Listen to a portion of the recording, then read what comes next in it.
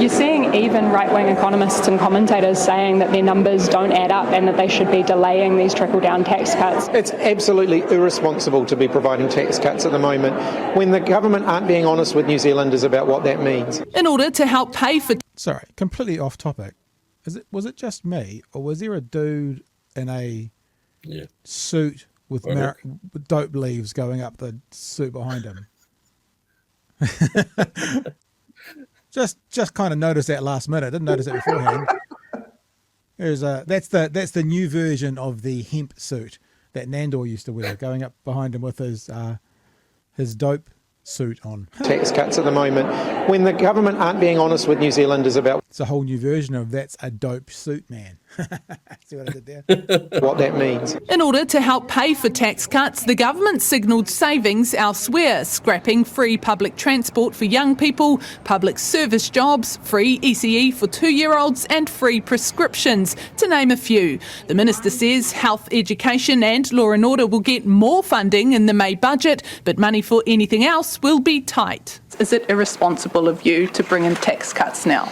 No, it is the most responsible thing we can do. Young public servant Morgan Kemp originally wanted a tax cut, but today's economic figures changed his mind. When we're in a situation like we're in now, I just don't see how that's at all possible. He's baffled the government's pushing ahead. I think National actually risks losing its brand of fiscal responsibility if it decides to step down on this rake. Tell you what, in this job, I expect to get criticism. That's okay, because my job is actually to deliver to the New Zealanders that are depending on us to run this economy well. My job is to keep our commitment to them, to give them tax relief. Tax relief which is on its way come hell or high water. All right, Mike. All right, here's a question for both of you, and we'll start with you, Aaron. We've got the whole story there. Mikey Sherman asked, is it irresponsible? Nicola Willis said it's the most responsible thing we can do. That's kind of either end of that story. Is it irresponsible? No, it's the most. Where would you put it on that continuum between irresponsible and it's actually the most responsible thing we're doing right now? It's certainly hard to see how, if their stated objective is making life easier for people who are struggling, and that's the narrative, right? So New Zealanders need tax relief. We need to be relieved of our obligations because, rent's too high and food's too expensive and so on and so on. It stretches the credulity to breaking point that scrapping free prescriptions and making, doubling the cost of sending your kids to school on the bus if they have to take public transport to school, and scrapping commitments around early childhood education to fund, and the fact that it's mostly being funneled through to landlords is a narrative nightmare. Because people can see that they are being shortchanged by the decisions the government has made to give their landlord, and for increasing numbers of families who are living in rental accommodation in particular, they are seeing money being taken out of their pocket and given to their landlord. And it's hard to see how anybody could frame that as the most responsible thing our government could be doing. Clint, what are your thoughts? On the balance, this is the good option. The most responsible thing we should be doing. There could be nothing more. There could not be 1 millimeter more of things I could do to make it even better than it is. Clint?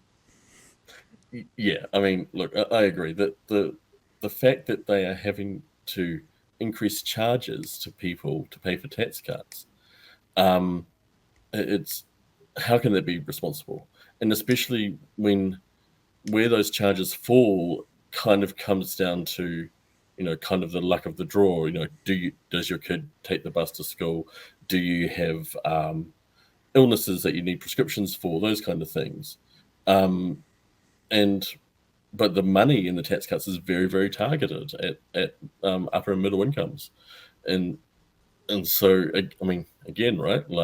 It's going to be those on lower incomes who are going to find themselves facing higher charges and lower government subsidies for the cost that they face in their life. And also that people who are already on $70K a year get $20 a week, which they won't notice because it's 50 cents an hour, And if Sam, who had the Chupa Chop example, comes along and saves us $2.50, but he happens to have 2 or 3 kids going to school taking the bus, he's actually down 20, 30, 40 bucks a week from the bus travel, but he'll get $2.50 a week back. So this government will say, promise 60. It's exactly the promise we said, although technically he's worse off by multiples of 10 per week because of the other changes they've made. And its minimum wage hasn't kept up with inflation. Yeah. Aaron? And none of this is a surprise.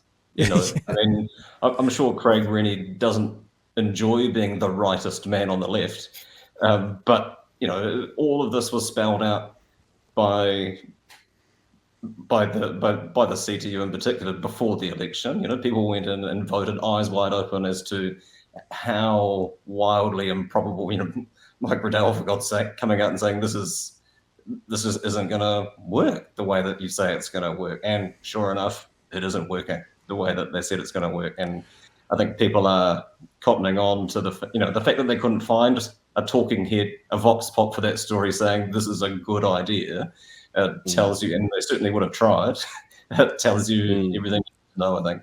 That's a very good measure, actually, Aaron, because not only would they have tried, if we've actually heard complaints from Winston Peters, maybe David Seymour, they're the same person, before saying we gave the press our contacts and they chose to go. So if the government had people to go to say go and tell, they would have also let the press. So if the press couldn't find someone and the government couldn't say there's someone, then that's actually quite a good yardstick.